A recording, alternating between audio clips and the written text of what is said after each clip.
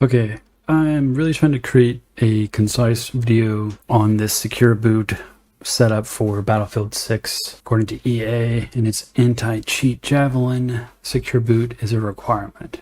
And it will give you a link. I will put all the links that I have shown here in this video in the description, but I went through these steps and it is definitely doable.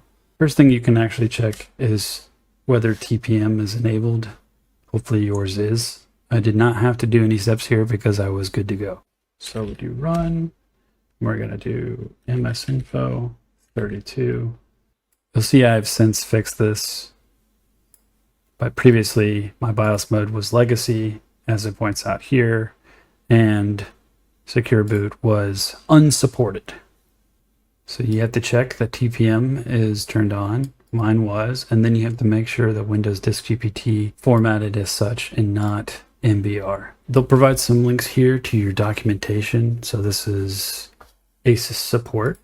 So this is going to help you find based off of your motherboard manufacturer.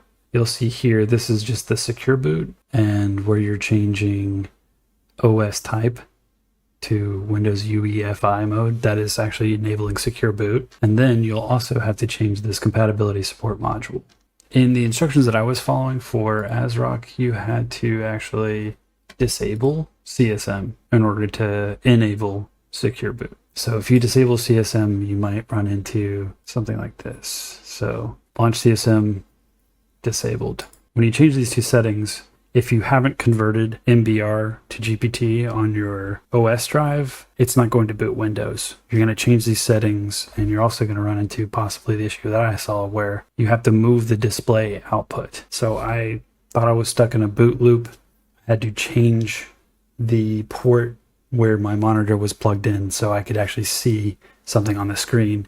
And then I had to go back to the UEFI, and I had to re-enable CSM so I could get back into Windows and follow the steps to convert MBR to GPT. So you're going to be following these commands. I'm going to the link for this video in the description as well. You're still able to follow the steps here. This is going to show you how to check whether or not your disk is MBR. It's going to have you validate, and then you're also going to have to convert it. The reason I had to look up this video is because validation kept failing for me. So this is disk 0, but it's whichever disk has your OS running on it. You'll see here in the video, he's typing in DISKPART.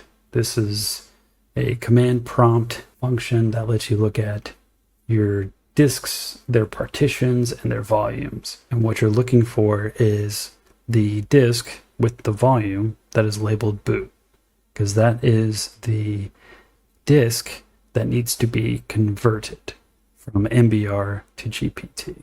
If you do disk management, so we're going to look up for disk management, you'll see that the C drive says boot.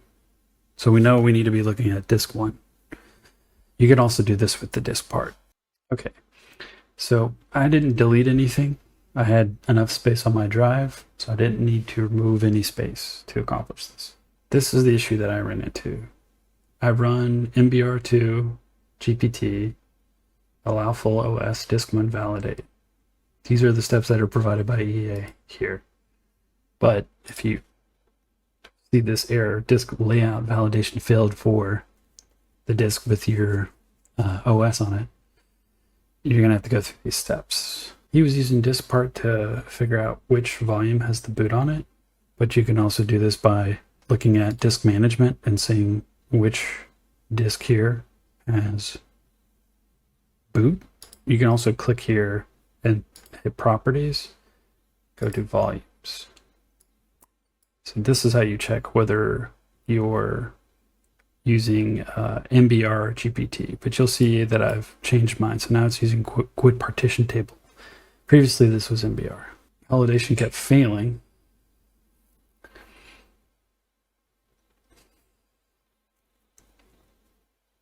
You can check this log file. It'll tell you the error message, why. Wrong boot partition, couldn't find a boot partition, so you have to create a boot partition.